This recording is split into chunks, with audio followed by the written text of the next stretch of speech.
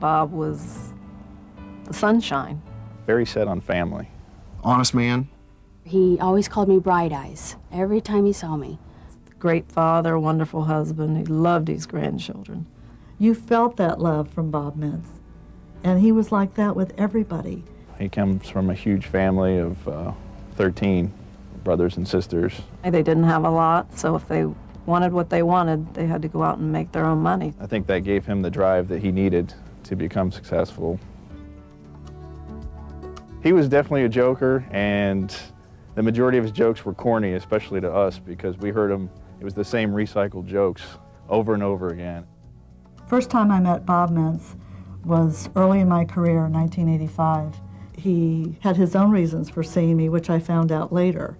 His father had died and left his mother virtually penniless, and he wanted to make sure that his family were going to be okay if anything happened to him. We met for a financial profile. They both told me what was important to them. I then designed a plan around their needs and what they told me were their priorities.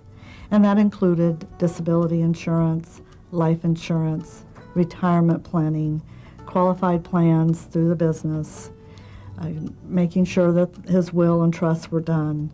Every facet was challenged. One of the things he wanted to do was make sure that he had insurance all of his life. Another was he liked the idea that it would grow a cash value, because you can borrow from your cash value product at a very attractive interest rate. So he financed his business expansion with the cash values in that original life insurance policy. And that is really what catapulted the business into the success that it is now. The day that Bob passed away was just a normal day in our life. He didn't feel well, he stayed home. And my mom and I went into work. He called me about 12:30, and he said, would you come home and straighten my covers up and get me something to drink? So I went home, and he just said he didn't want me to kiss him because he didn't want me to catch what he had. So right there, he thought he had a flu. So I told him I'd make a doctor's appointment. He said, I want to thank you for taking care of me. And I said, you know, you don't have to do that. After that, you know, we didn't hear from Dad the rest of the night, and Mom went home, and she found him dead. I asked him how he was, and then when I touched him, I knew he had passed away. He passed away in his sleep, bleeding ulcer. No, your whole life has changed. I just couldn't believe my ears, and I drove the hour to get to the house. All I kept thinking on the way there was, dear God, give me the strength to get through this. I have to be the thinking mind. They're going to be counting on me to do what's right. A few days later, they asked me if I would read the eulogy at his funeral.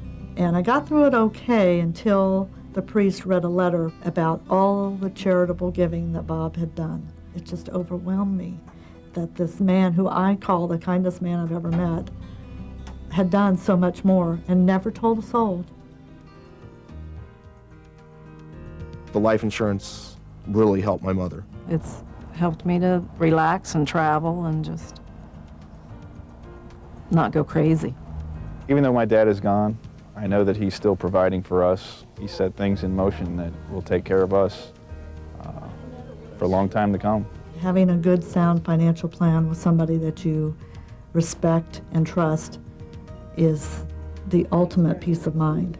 I always tell Michelle she saved my life, which she did.